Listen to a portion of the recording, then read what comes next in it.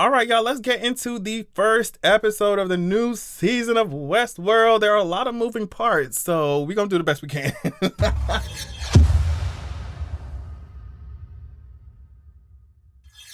Okay, we're going to hop right into the episode. We're just going to get right into the episode, okay? Because it opens with this whole entire scene with William. I'm just going to call him William, but at this point, my understanding, just from the way that it like we ended the last season, I think that this is the host William. It's a host William, obviously, who's working with Charlotte, right? Working with Miss Mamas who wants to destroy all this motherfucking shit. So he goes to this cartel. They own the Hoover Dam or some shit. They own something in there, and he was just like, girl, I don't know what he was talking about. He was like, I got some data in there. Somebody stole from me, but she's dead. And I think he's talking about Dolores. I think it seemed that way. And he was just like, hey, Miss Mamas, you are going to give me this shit. I want to buy all this whole, this guy here, I guess that you see them walking, he wanted to just give him some parts of it. He's like, girl, the reason we got all this hydro shit is because we got to run the servers. And he was saying that it doesn't need any maintenance, the turbines or whatever the fuck.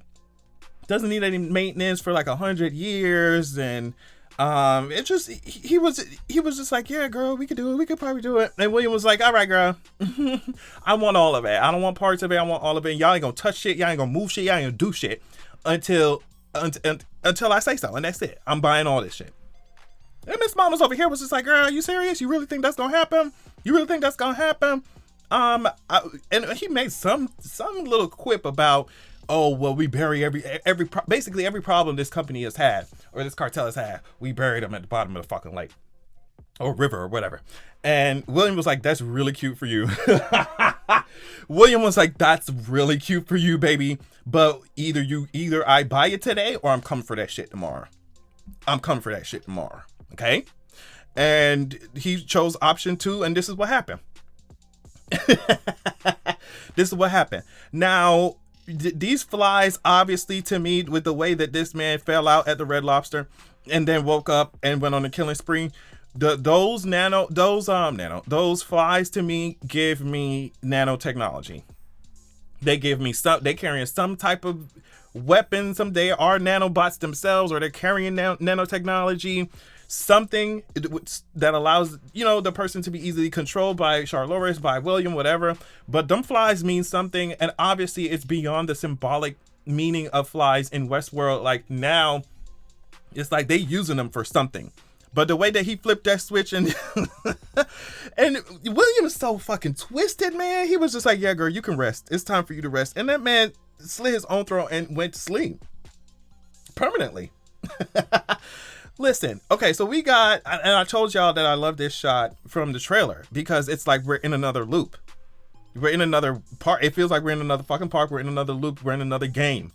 And so we see Dolores, no blonde hair, completely different kind of vibe going on.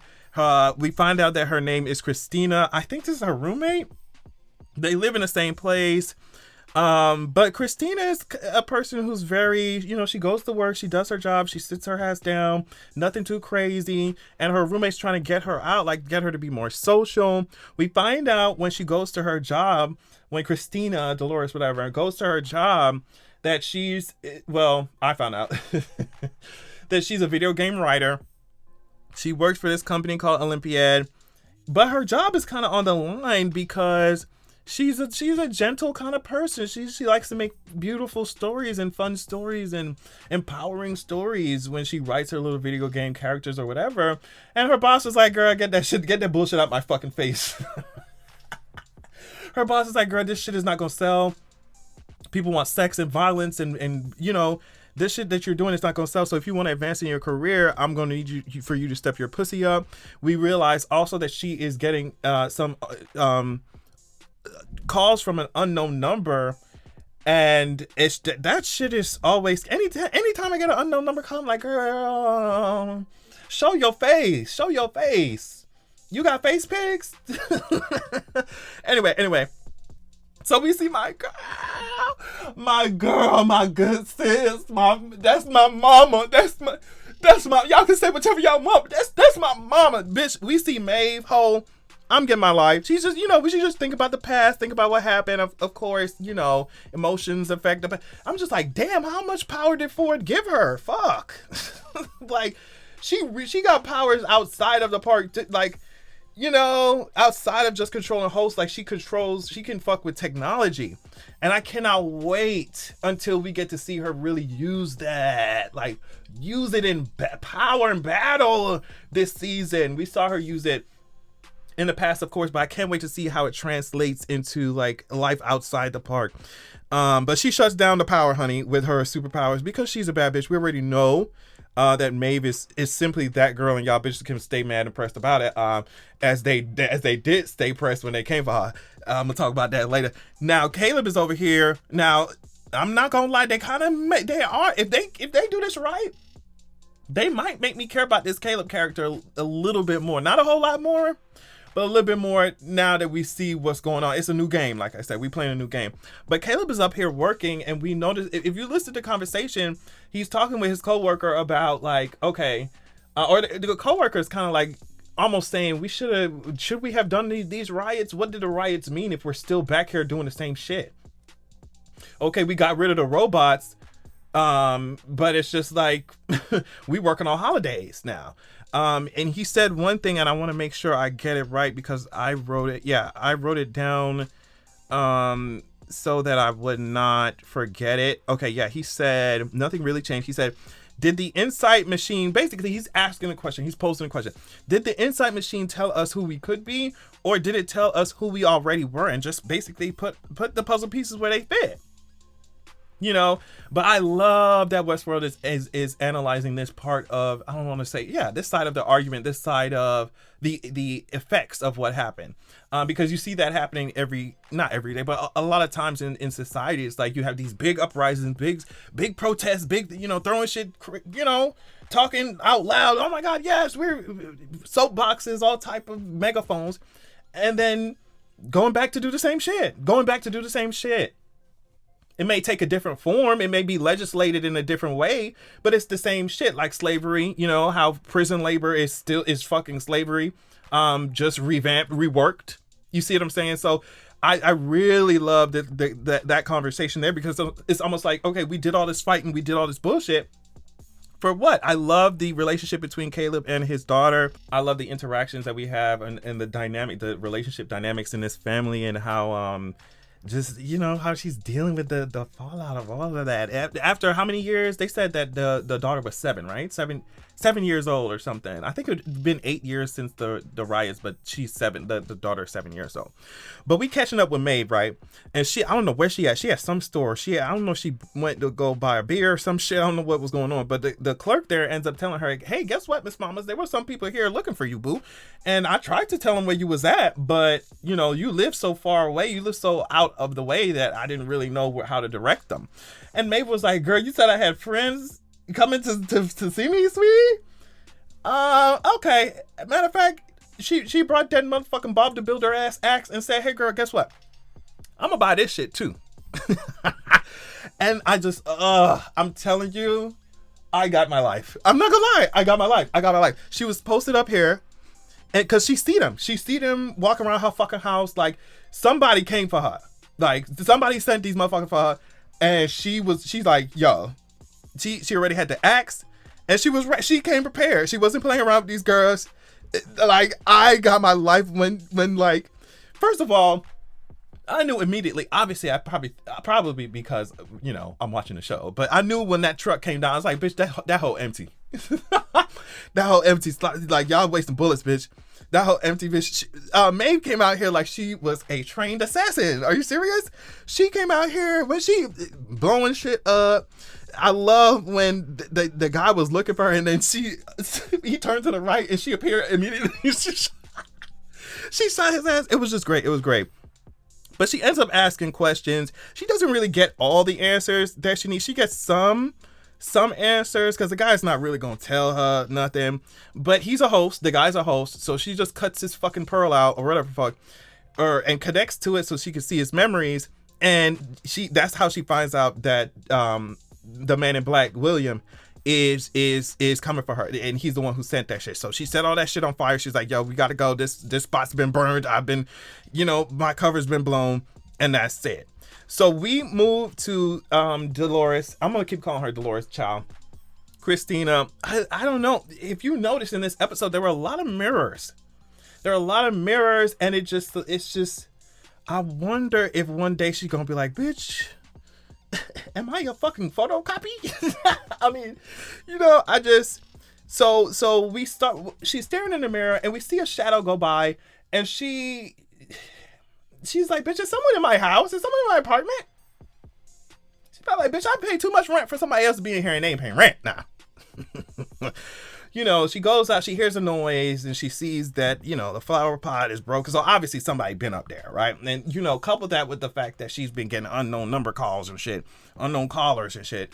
It's just not looking too good for her. It's not looking. So she ends up going to this damn date thing. It's giving blind date tease that her friend, roommate, whatever, wanted her to go to. She ends up sitting down talking to this guy, and I don't know, he kind of, I don't want to say he demeans her, but he kind of, I don't know. It made it feel like he was trying to diminish what she was doing for work, almost like calling her characters cannon fodder, then saying, almost saying that she looks depressed, she sounds depressed, and she does. It seems like something is missing, like she said at the end of the episode, like there's an emptiness, but she doesn't know if it's coming from her. Like something is missing, and he really can sense that, and he tries to make a move, and it's not really giving that. He also says, what did he say? Like almost like, oh well, you could just solve it, almost like take a pill, almost take some pills to solve it. And she's like, well, what if nothing's wrong with me? What if it's the rest of the world that's an issue? And he's like, well, there's some fucking drugs for that shit too. And she's just like, I'm not really feeling that. So she ends up talking to this guy who keeps on fucking calling her, right? But she's just like, girl, if you call me one more time, essentially like, you call me one more time, I'm gonna call it. I don't know if she said it that time. I think she did. I think she did say it that time. But I think what's going on is the guy is saying, and I think I recognize this actor, since he shows up on her ass, but the guy is essentially saying, yo, like you wrote my story, you're writing my story, which like help me, I've lost everything, and I'm trying to put the pieces together. Is there something that I'm missing, or are we all in the dark about this? Because I'm like, what is he talking about? Like, and Christina, Dolores, whatever, she seems just as fucking confused as I am. I'm like, yo, what do you mean she wrote the story? I'm like, she's not in charge of no script, no plot. No, are we in another part? What? I thought we were in the real world. You see what I'm saying? With Westworld, you don't never know what the hell going on. So, you think you see one thing and it's something completely different. So this guy follows her, who's been fucking calling her, follows her home, literally threatens her, like holds a fucking knife up to her neck, and it's just like, yo, you're gonna help me? You're gonna help me? And I'm like, help you do what, bro? Like, what are you talking about? What do you mean? So I would love to hear y'all theories about what you think he's talking about. What do you think he means? What is he talking about when it comes to writing my story? What? But like I said, the way that he's speaking sounds like he feels like he's in another park, or it sounds like the way that they spoke when they were actually in Westworld. So I'm like, yo, like, what the hell is happening? Like, he ends up cutting her, and would have done much worse, I'm sure, if this mysterious figure, I mean, now we know who it is, but if this mysterious figure had not come out of nowhere and saved her, and just like that, they're gone. And I feel like if she wasn't actually cut and left with that, injury, she probably would have been like, did I imagine all that shit? Because they were gone so quick. So we come back here to the Caleb and his wife and all this stuff, or whoever, and they're just having this conversation about, girl, first of all, your violent tendencies are rubbing off on our daughter. That's the first thing. The second thing is your ass is paranoid. And I think, knowing what I know, it was very frustrating watching this, because it's like, Caleb is not overthinking, sweetie. Like, it's real out here. It's real out here. But I still understood it from his wife's perspective, because it's like, all right, like, I get it. I understand what you went through. I understand what's going on, what happened. But, it's okay to leave it in the past. It's okay to put it down. And Caleb's like, you know what? You're right. And then so we wake up, we going through another loop, waking up again, getting another call. Miss Mama's got another call. Looking up to see that his ass is standing on the motherfucking roof. And I'm like, yo, what? Like, and then to see her fucking reaction to that, like, yo, but before he jumped, he was just like, did he say something like, oh, is this the way my story ends? Or basically, essentially like, okay, you're kind of, I don't know if he's like implying that she's responsible for this. I guess that's what he was doing, but it's almost like, so this is the way this is the way you want my story to end, right? And then he fucking jumped off the roof. That shit was like, I was like, yo, what the hell is happening? So we get to all these, they're still having a disagreement again, because it's like she feels like, okay, you have a good job, you have a wife, you have your kid here, you have a home, you have a family, you have a life here, but it just doesn't seem like it's enough for you. It doesn't seem like it's enough. And I think that she's kind of right. I think that he loves his daughter. I think that he loves his family, but I also think that it's Caleb. Like he needs a little adventure. I just feel like that's within his soul and his spirit. So we see this raccoon outside the window, and it almost is like, okay, well, maybe he was overthinking. Maybe the shit that he was hearing earlier was just an animal, was just a raccoon or something. But then Miss Mama's here, drops her fucking teddy bear out the window, and I'm like, first of all, that child is way too young for a window that open that motherfucking easy. First of all, if that bear dropped, she could drop out that window. You see what I'm saying? But I would have been like, yo, first of all, you're not supposed. I just can only imagine the fear, and you could see it. You could have seen it in his eye, in Caleb's eyes when the camera was on him. But the fear that you would have coming out to see your child in front of this strange man, you know what I mean? He was like, yo, what the hell? It would have been so bad for them if Maeve had not come out of nowhere and saved them. I was like, yeah, girl, that's my girl. I was like, yeah, that's my girl. That's my girl. She come out of nowhere. That's my girl. So Maeve ends up telling him, like, and you can see it on her face, like, yo, we got to talk. See, I wouldn't be here for no reason. I wouldn't be here for no reason. We got to talk. And she ends up telling him, look, William is coming for both our asses, and it's not going to be cute. So what do you, like, what's up? What's up? His wife already, like, she already knows what's going on. She knows what's about to happen. He tells her that he has to leave. He has to take care of it. If he's the one he feels like if he's the one who's bring all this shit to their door, to their house, you know, he feels like he's the one who has to go out there and make it right and correct it and end it.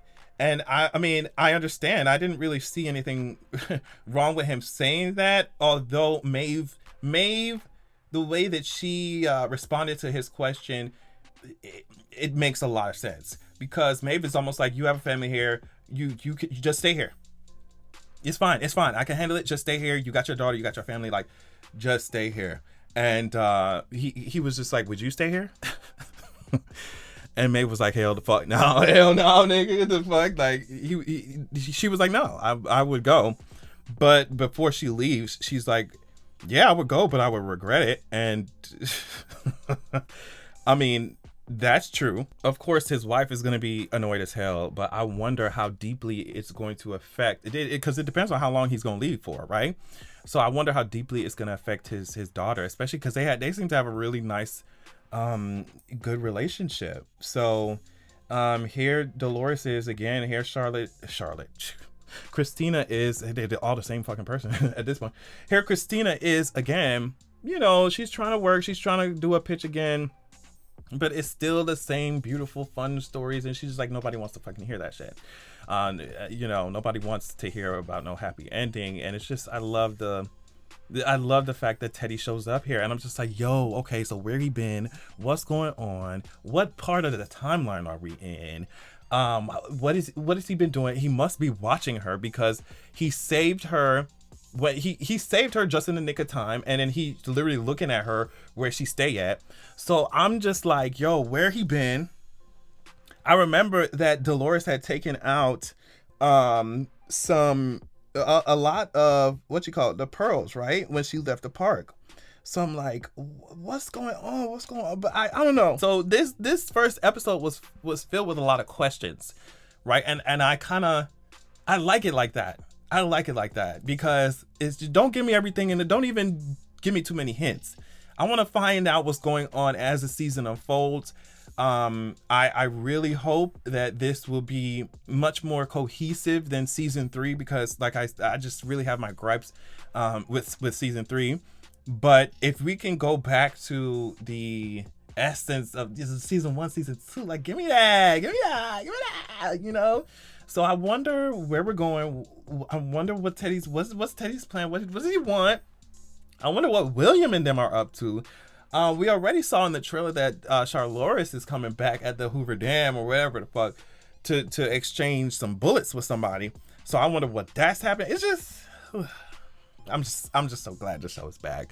Let me know y'all thoughts in the comments, and I will talk to you all later. See ya.